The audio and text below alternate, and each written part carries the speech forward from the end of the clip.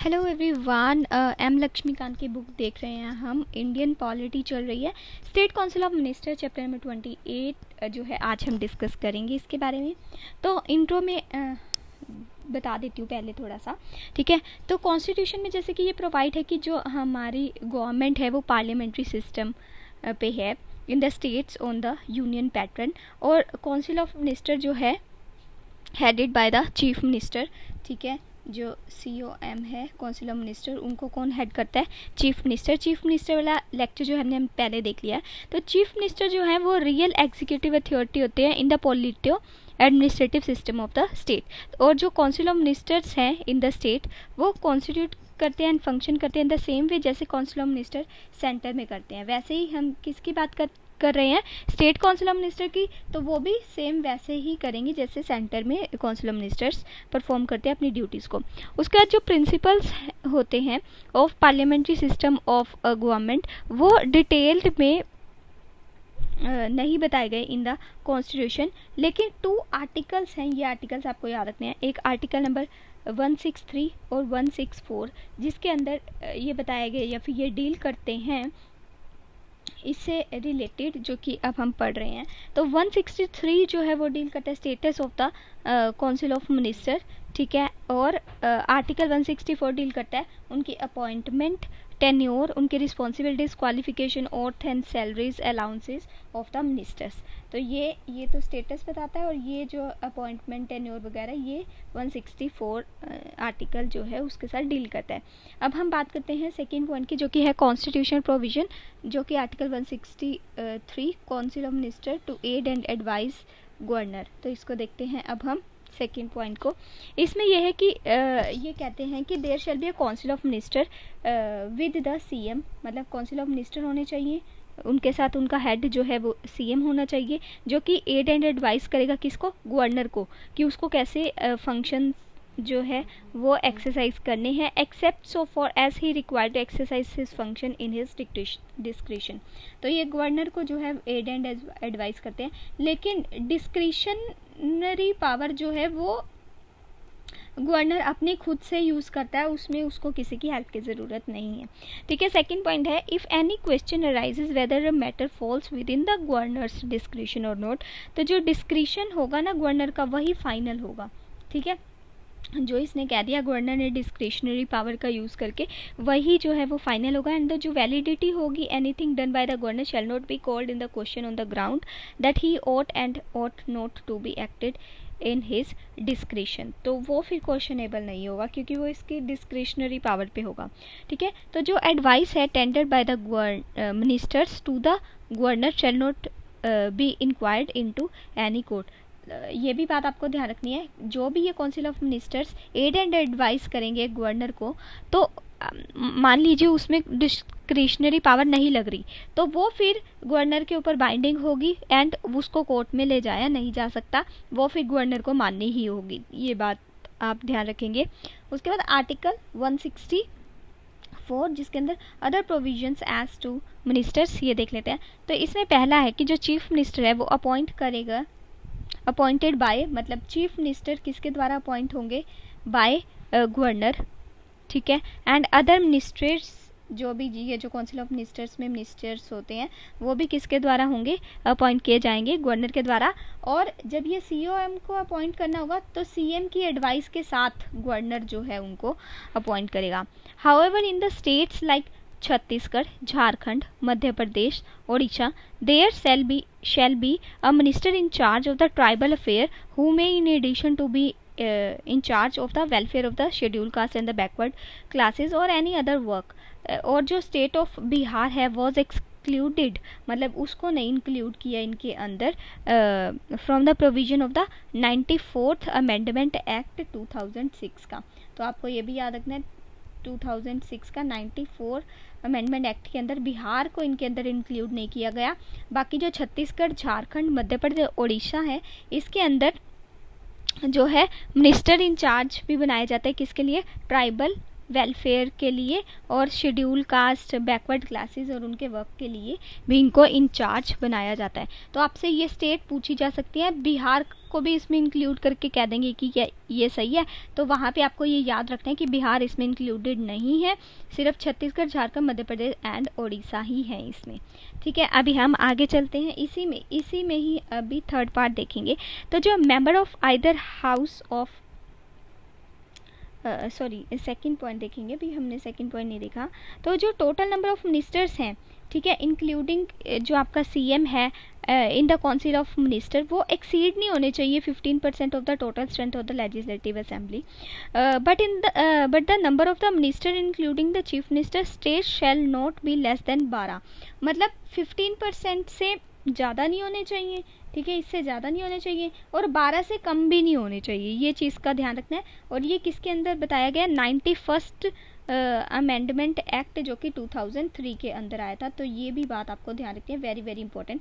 जो council of ministers होते हैं इंक्लूडिंग द सीएम, 15% से ज़्यादा जो है इसके अंदर एक्सक्लूड नहीं करने हैं total strength of the legislative assembly, ठीक है, लेकिन 12 से लेस भी नहीं होने चाहिए, ठीक है, और 91st अमेंडमेंट एक्ट 2003 के अंदर इसे बताया गया। तो अभी हम थर्ड पॉइंट देख लेते हैं इसके अंदर। तो कोई भी हाउस है, ठीक है, of state legislative belonging to the political party who is disqualified on the ground of the defection shall be disqualified to be appointed as the minister. अगर कोई भी हाउस का कोई मेंबर है, ठीक है, वो डिसक्वालीफाई हो चुका है आपका एंटी डिफेक्शन लॉ के अंडर, एंटी डिफेक्शन लॉ के अंदर अगर वो डिसक्वालीफाई हुआ है, तो वो मिनिस्टर भी नहीं बन सकता उसी ग्राउंड्स पे, ठीक है, डिफेक्शन के ही ग्राउंड पे डिसक्वालीफाई हो जाएगा अगर उसको लिया गया तो, ठीक है। तो ये भी किसके द्वारा बताया गया, 91st अमेंडमेंट एक्ट 2003 के तहत ही, तो 91st अमेंडमेंट एक्ट 2003 के तहत ही बताया। फोर्थ है minister shell hold office during the presence of governor, जब तक गवर्नर चाहेगा तब तक ये होल्ड करके रखेंगे अपना ऑफिस। फिफ्थ है council of minister collectively responsible किसके लिए होंगे, state legislative assembly. Very very important question ये पूछ लिया जाता है, काउंसिल ऑफ मिनिस्टर जो है वो मतलब स्टेट्स के अंदर किस को रिस्पॉन्सिबल होंगे, तो state legislative assembly. And sixth है governor shall administer the oaths of office and secrecy to a minister.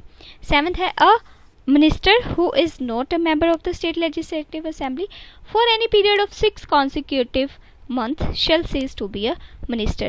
अगर कोई मिनिस्टर है वो मेंबर नहीं है स्टेट लेजिस्लेटिव असेंबली का, ठीक है, 6 कॉन्सिक्यूटिव मंथ्स के तहत, तो उसको मिनिस्ट्री से हटा दिया जाएगा, ठीक है, उसको मेंबर होना ज़रूरी है। अगर वो मिनिस्टर बन गया है तो उसको सीज कर दिया जाएगा अगर वो 6 कॉन्सिक्यूटिव मंथ्स के लिए जो है नहीं इंक्लूड उसमें। तो 8th पॉइंट है सैलरीज एंड अलाउंसेस जो मिनिस्टर्स की होती है वो कौन डिटरमाइन करता है, स्टेट लेजिस्लेचर करती है, ठीक है। उसके बाद नेक्स्ट हम देखते हैं 166 आर्टिकल जो है वो कंडक्ट ऑफ बिजनेस और गवर्नमेंट ऑफ द स्टेट के बारे में बताता है। एक एक करके देख लेते हैं। पहला है ऑल एग्जीक्यूटिव एक्शंस जो हैं of the government of state वो एक्सप्रेस किए जाते हैं किसके नाम पर, गवर्नर के नाम पर। जैसे सेंटर में प्रेसिडेंट के नाम पे वैसे स्टेट में गवर्नर के नाम पे। सेकंड है order and other instruments made and executed in the name of governor shall be authenticated in the same manner जैसे कि स्पेसिफाई होते हैं rules to be made by the governor. Further जो वैलिडिटी ऑफ द ऑर्डर होता है वो which is so authenticated shall not be called in the question on the ground that it is not an order of the instrument made or executed by the governor। तो ये questionable नहीं होगा, ठीक है, ये चीज़ का ध्यान रखेंगे। थर्ड है जो गवर्नर है वो रूल्स बना सकता है फॉर मोर कन्वीनियंट वे के लिए of the business of the government of the state. तो गवर्नर जो है वो रूल्स बना सकता है जैसे उसको कन्वीनियंट लगे। And for the allocation among the ministers of the set business is so for it is not the business with respect to which the governor is required to act in his discretion। Next point हमारे पास आता है article 167 जो कि duties of the chief minister के बारे में बात करता है। ये सारे आर्टिकल्स आपको जो है वो लर्न होने चाहिए। तो आर्टिकल 167 जो है वो ड्यूटी ऑफ चीफ मिनिस्टर के बारे में बताता है। पहला ये कहता है कि ये कम्युनिकेट करता है governor of the state and all decisions of the council of ministers related to the administration of the affair of the state and the proposal for the legislation। second है to furnish such information related to the administration of the affairs of the state and the proposals for legislation as the governor may call of. Third है, if the governor so required to submit the consideration of the council of minister any matter on which the decision has to be taken by the minister which is not to be considered by the council. तो ये आपका chief minister की duties के बारे में 167 article के अंदर बताया गया. 3 पॉइंट्स हमने डिस्कस किए. नेक्स्ट हमारे पास आता है nature of the advice of the minister. से ये इंपॉर्टेंट है.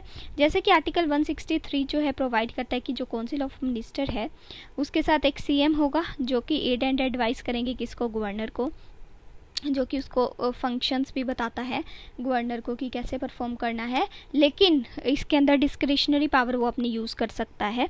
ठीक है, वो इनके अंदर नहीं आता, ये उसका डिसीजन नहीं ले सकते. उसके बाद if the question arises whether a matter for with in the governor discretion और नॉट, मतलब ये कैसे पता चलेगा कि ये वाला मैटर जो है वो गवर्नर के डिस्क्रिशन में आता है या ये वाला नहीं आता. मतलब कोई अगर केस ऐसा हुआ तो जो डिसीज़न होगा वो गवर्नर का ही फाइनल माना जाएगा. ठीक है, मतलब वो अपनी मर्जी से बता सकता है कि ये वाली डिस्क्रिशन, यहाँ पे मैं डिस्क्रिशनरी पावर को अपना यूज़ कर रहा हूँ. एंड जो वैलिडिटी होगी of anything done by him can not be called in the question. वही बार बात आ रही है कि इसकी डिस्क्रिशनरी पावर के ऊपर कोई भी क्वेश्चन जो है वो नहीं लगाए जाएंगे. फर्दर द जो नेचर होता है of advice tender by the minister to the governor can not be inquired by any court. तो कोर्ट के अंदर भी कोई इंक्वायर नहीं कर सकता. And this provision emphasizes the intimate and the confidential relationship between the governor and the ministers. अब इसी में ही नेचर ऑफ द एडवाइस में ही हम देखते हैं कि इन 1971 के अंदर सुप्रीम कोर्ट ने ruled that a council of minister must always exist to advise the governor. मतलब council of minister हमेशा जो है वो aid and advice करेंगे किसको, गवर्नर को, even after dissolution of the state legislative assembly or the resignation of the council of minister. मान लीजिए council of minister ने रिज़ाइन कर दिया, मतलब सीएम ने रिज़ाइन कर दिया, देन council of minister भी गिर जाएगी. तो क्या COM गिरने के बाद भी ये एड एंड एडवाइस करेंगे गवर्नर को? तो बिल्कुल करेंगे. ये ऐसा सुप्रीम कोर्ट ने रूल किया 1971 के अंदर कि अगर वो असेंबली में है तब भी, अगर वो रेजिग्नेशन दे देंगे तब भी वो एड एंड एडवाइस करेंगे गवर्नर को. हेंस द एग्जिस्टिंग मिनिस्ट्री में continue in the office until it's successor assumes charge. मतलब जब तक नए काउंसिल ऑफ मिनिस्टर नहीं आ जाते तब तक यही एडवाइस करते रहेंगे. क्योंकि इससे ये होता है कि अगर मान लीजिए नए वाले ना आए तब तक, ठीक है, तो फिर गवर्नर जो है उसको हेल्प एंड एडवाइस कौन करेगा, और फिर वो जो कॉन्स्टिट्यूशन मशीनरी है उसमें दिक्कत आ सकती है. इसलिए आफ्टर रेजिग्नेशन भी जो है वो काउंसिल ऑफ मिनिस्टर इसको एडवाइस करते रहेंगे किसको, गवर्नर को. अगेन 1974 के अंदर, ठीक है, ये तो 1971 में बोला, तो 1974 के अंदर दोबारा से कोर्ट ने ये क्लैरिफाई किया that except in sphere where the governor is to act his discretion the governor has to act on the aid and advice of the council of minister in the exercise of his power and function. He is not required to act personally without the aid and advice of the council of minister or against the aid and advice of the council of minister. तो 1947 के अंदर दोबारा से supreme court ने ये clarify किया कि council of minister के कहे से ही गवर्नर को काम करना है, चाहे वो उनका रेजिग्नेशन हो गया हो काउंसिल ऑफ मिनिस्टर का. यहाँ पे गवर्नर अपने आप जो है वो कोई भी डिसीजन नहीं ले सकता. Wherever the constitution required the satisfaction of the governor, the satisfaction is not the personal satisfaction of the governor but it is the satisfaction of the council of minister. मतलब governor की अपनी satisfaction पे कोई कुछ काम नहीं होंगे. Council of minister अगर सेटिस्फाई कर रही है किसी केस के ऊपर तो जो है उसको वैलिड माना जाएगा, उसको जो है सही माना जाएगा. नेक्स्ट पॉइंट है हमारे पास अपॉइंटमेंट ऑफ द मिनिस्टर्स. तो अब इसके बारे में बात कर लेते हैं. तो जो चीफ मिनिस्टर है, जैसे कि हमने पहले ही बात की, चीफ मिनिस्टर को कौन अपॉइंट करेगा, गवर्नर अपॉइंट करेगा. तो जो अदर काउंसिल ऑफ मिनिस्टर है उसको भी कौन अपॉइंट करेगा, गवर्नर अपॉइंट करेगा विद द हेल्प ऑफ या फिर एडवाइस ऑफ द सीएम के साथ एडवाइस करके. इसका ये मतलब है कि government can appoint only those person as the minister who is recommended by the CM. मतलब जो सीएम ने कह दिया वही जो है गवर्नर उसको अपॉइंट कर देगा. But there should be a tribal welfare minister, जो कि हमने बात की छत्तीसगढ़, झारखंड, मध्य प्रदेश और उड़ीसा के अंदर है। ओरिजिनली बिहार के अंदर नहीं है, ये चीज़ का ध्यान रखिएगा। Originally this provision was applicable to the Bihar, Madhya Pradesh, Orissa. हमने पहले पढ़ा था कि पहले बिहार नहीं था, लेकिन ओरिजिनली अगर देखा जाए तो ये प्रोविज़न एप्लीकेबल किस किस के लिए होता है, बिहार के लिए, मध्य प्रदेश के लिए, उड़ीसा के लिए, क्योंकि यहाँ पे ट्राइब्स जो है वो रहती हैं। तो अब 94th अमेंडमेंट एक्ट जो कि 2000, मतलब अगर स्टार्टिंग की बात करें तो बिहार, मध्य प्रदेश, उड़ीसा इनके लिए था वेलफेयर मिनिस्टर, लेकिन 2006 94 अमेंडमेंट एक्ट, ये हमने अभी पढ़ा, उसके तहत बिहार को इससे फ्री कर दिया गया। ठीक है, बिहार अब इसके अंदर इंक्लूड नहीं है, फ्री कर दिया गया from the obligation of having the tribal welfare minister as there is no schedule area in Bihar now.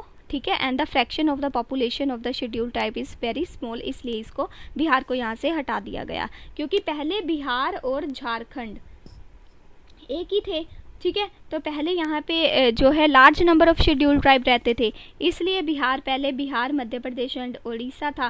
पहले मध्य प्रदेश के साथ छत्तीसगढ़ भी था, लेकिन अब ये देखा गया है कि छत्तीसगढ़ के अंदर भी शेड्यूल ट्राइब है, मध्य प्रदेश के अंदर भी शेड्यूल ट्राइब है, इसलिए इन दोनों को रखा। और बिहार में क्योंकि अब लेस अमाउंट के रह गए, इसको इसलिए फ्री कर दिया गया, लेकिन झारखंड को इंक्लूड कर दिया गया।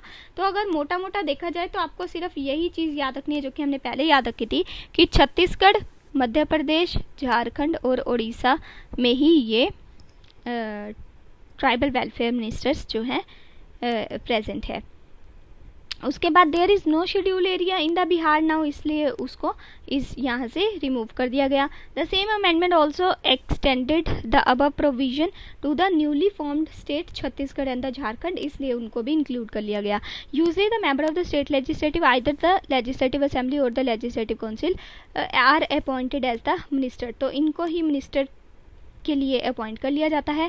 अ person who is not a member of the either house of the state can also be appointed as a minister, but within the 6th month he must be a member.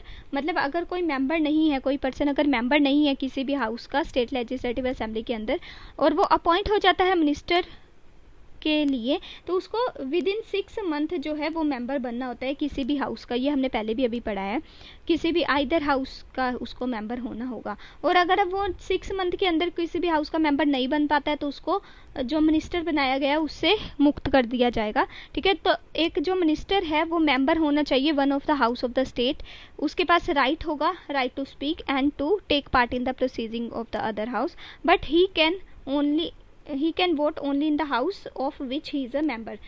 मान लीजिए 2 houses हैं, ठीक है, lower house and upper house, तो जिसका भी वो member होगा, ठीक है, सिर्फ वोट पाने का अधिकार उसको वहीं पे होगा, बाकी बोलने का एंड प्रोसीडिंग को देखने का, बैठने का, वो किसी में भी वो जा सकता है। उसके बाद अब हम बात कर लेते हैं oath and salaries of the ministers.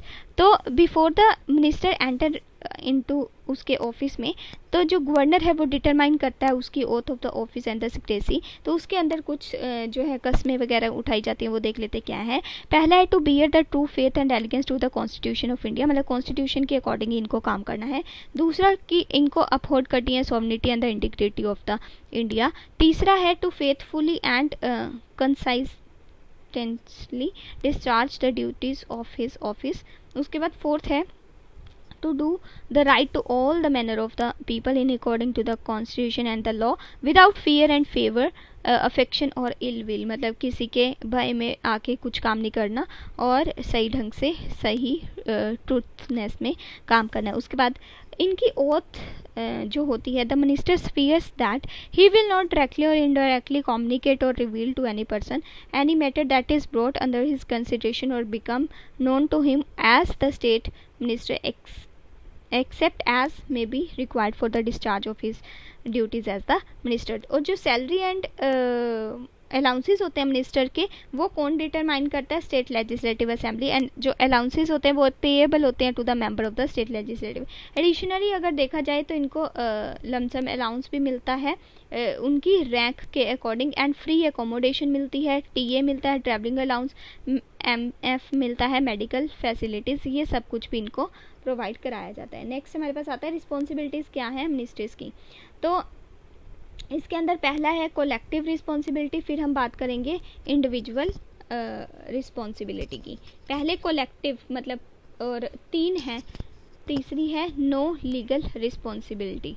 तो पहली हम देख लेते हैं कोलेक्टिव रिस्पॉन्सिबिलिटी में क्या है। तो जो फंडामेंटल प्रिंसिपल है underlying the working of the parliamentary system of the governor is the principle of the collective responsibility. पहली इनकी जो आती है वो कोलेक्टिव वाली ही आती है। तो आर्टिकल जो है 164 वो क्लियरली ये स्टेट करता है कि जो काउंसिल ऑफ मिनिस्टर है वो कोलेक्टिवली रिस्पॉन्सिबल है legislative assembly of the state, state legislative assembly को कोलेक्टिवली वो रिस्पॉन्सिबल है।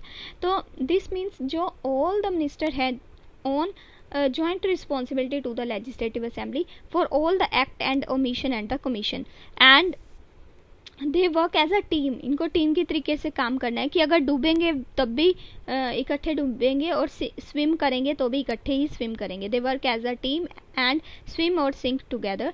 When the legislative assembly passes no confidence motion against the council of ministers, all the member have to resign including those minister who are from the legislative council। तो अगर इनको no confidence motion जो है वो पास करना है तो सभी उसमें जो है वो रिज़ाइन करेंगे। ये नहीं कि कुछ नहीं करेंगे कुछ कर देंगे, ऐसा नहीं है, सबको ही करना होगा और पूरी काउंसिल ऑफ मिनिस्टर जो है वो रिज़ाइन करेगी। ऑल्टरनेटिवली जो काउंसिल ऑफ मिनिस्टर है वो एडवाइस करते हैं किसको, गवर्नर को, to dissolve the legislative assembly on the ground of that house does not represent the view of the electorate faithfully and call for the fresh elections.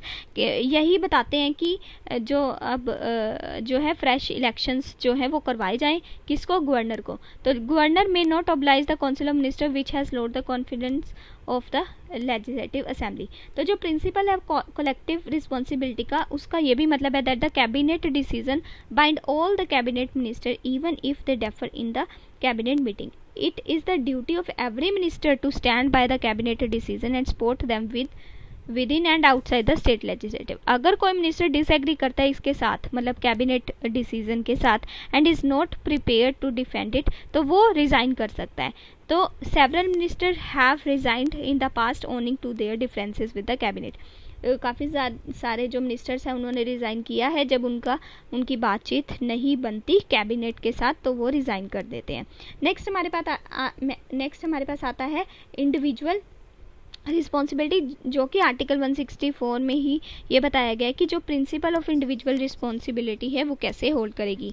It states that the जो minister है वो hold करता है office कब, जब governor की pleasure के तहत, and this means that the governor can remove a minister at the time when the council of minister enjoy the confidence of the legislative assembly. But the governor जो है वो remove कर सकता है minister को only on the advice of the CM. मतलब अगर CM ने कह दिया इसको गवर्नर को कि इस मिनिस्टर को जो है वो रिमूव कर दो, तो गवर्नर जो है वो रिमूव कर देगा in the case of the difference of the opinion. मतलब अगर दोनों में तालमेल नहीं बैठ रहा है उनके ओपिनियन में और डिससेटिस्फेक्शन हो रही है for the performance of the minister, अगर चीफ मिनिस्टर को लगे कि ये बंदा सही से काम नहीं कर रहा, तो वो गवर्नर को कह के उसको वहाँ से रिज़ाइन भी करवा सकता है, हटवा भी सकता है। ठीक है, by exercising this power the chief minister can ensure the realization of the rule of the collective responsibility. Third हमारे पास आता है नो लीगल रिस्पॉन्सिबिलिटी। तो इसमें क्या है, एज एट द सेंटर, जैसे सेंटर में होता है, there is no provision of the constitution for the system of legal responsibility of the minister in the state, it is not required that order of the governor for the public act should be countersign by the minister. तो ऐसा नहीं होना चाहिए कि जो governor ने order दिए हैं पब्लिक एक्ट के तहत वो काउंटर साइन किए जाएं बाय द मिनिस्टर, तो ऐसा नहीं होना चाहिए। Moreover the court are barred from inquiring into the nature of advice rendered by the minister to the governor. तो कोर्ट उसमें इंक्वायरी नहीं करेगा जो कि काउंसिल ऑफ मिनिस्टर जो हैं वो गवर्नर को एडवाइस देते हैं। ठीक है, आई थिंक आपको ये समझ में आ गया होगा। ये ना थोड़ा कंप्लीट नहीं लिखा हुआ, तो मैं यहाँ से बता देती हूँ। अब हम पढ़ेंगे composition of the council of minister. ठीक है, तो यहाँ पे COM है, काउंसिल ऑफ मिनिस्टर। तो इसके अंदर क्या है, थोड़ा सा ही रह गया है, बस 3 पॉइंट ही रह गए हैं। तो जो कॉन्स्टिट्यूशन है वो स्पेसिफाई नहीं करता कि साइज़ क्या होगा स्टेट काउंसिल ऑफ मिनिस्टर का और इनकी रैंकिंग कैसी होगी। कॉन्स्टिट्यूशन में इसके साइज़ के बारे में नहीं बताया गया। उसके बाद they are determined by the, कौन डिटरमाइन करता है, CM ही डिटरमाइन करता है अकॉर्डिंग टू द किस तरीके का कैसी सिचुएशन है टाइम एंड उसके अकॉर्डिंग। उसके बाद जैसे सेंटर में होता है इन द स्टेट टू, वैसे ही स्टेट के अंदर होता है। जो काउंसिल ऑफ मिनिस्टर होती है उसको 3 कैटेगरीज के अंदर जो है वो बांटा गया है। एक होते हैं कैबिनेट मिनिस्टर आपके, दूसरे होते हैं minister of the state and तीसरे होते हैं डिप्टी मिनिस्टर। तो जो डिफरेंस होता है इनके बीच में वो इनकी रैंक्स, इनकी जो सैलरी होती है, पॉलिटिकल इंपॉर्टेंस क्या होते हैं उनके बेसिस पे इनको अलग अलग किया जाता है। At the top of all the ministers and the chief ministers, इनके ऊपर सबसे ऊपर होता है सीएम, ठीक है, जो कि इनकी सुप्रीम गवर्निंग अथॉरिटी होती है स्टेट की। तो जो ये होते हैं कैबिनेट मिनिस्टर होते हैं head the important departments of the state government, जैसे कि होम मिनिस्ट्री हो गई आपकी, एजुकेशन मिनिस्ट्री हो गई, फाइनेंस हो गया, एग्रीकल्चर हो गया, एंड जैसे जो चलते रहते हैं। And they are the member of the cabinet, attend the meeting and play an important role in deciding the policies, policy बनाने में इनका काफ़ी इंपॉर्टेंट योगदान होता है। एंड दस their responsibility extend over the entire government of the state government. तो जो मिनिस्टर ऑफ स्टेट होते हैं, अभी सेकंड वालों की हम बात कर रहे हैं, can either be given the independent charge of the department और अटैच भी किए जा सकते हैं किसके साथ, कैबिनेट मिनिस्टर के साथ, मतलब ये अलग से भी काम कर सकते हैं और इनके साथ मिलकर अटैच भी काम कर सकते हैं। However they are not the member of the cabinet and do not attend the cabinet meeting and unless specially invited when something related to their department are considered by the cabinet. मतलब cabinet के साथ ये meeting वगैरह को नहीं attend कर पाएंगे, लेकिन अगर कैबिनेट मिनिस्टर जो है वो इनको इन्वाइट करते हैं कि हाँ भाई तुम्हारे डिपार्टमेंट से रिलेटेड ये वर्क है, तो इनको इन्वाइट करके बुलाया जा सकता है और ये फिर मीटिंग अटेंड कर सकते हैं। नेक्स्ट हमारे पास आता है deputy minister. They are not given the independent charge of the department, they are attached to the cabinet minister and उनको ये हेल्प करते हैं, असिस्ट करते हैं। मतलब जो डीएम है, डिप्टी मिनिस्टर्स हैं, वो कैबिनेट मिनिस्टर्स को एडवाइस देते हैं, ठीक है। इंडिपेंडेंट चार्ज नहीं होता इनके पास इंडिपेंडेंट चार्ज नहीं होता। उसके बाद ये हेल्प करते हैं किस किस चीज़ के अंदर, administrative, political and the parliamentary duties के अंदर। They are not the member of the cabinet and do not attend the cabinet meeting. तो क्योंकि ये मेंबर नहीं होते इसलिए ये कैबिनेट मीटिंग को अटेंड भी नहीं करते। At time council of minister में also include deputy chief minister. तो सीएम के साथ डिप्यूटी चीफ मिनिस्टर भी होता है। आंध्र प्रदेश के पास ये ऑफिस है डिप्टी चीफ मिनिस्टर का टिल 1956।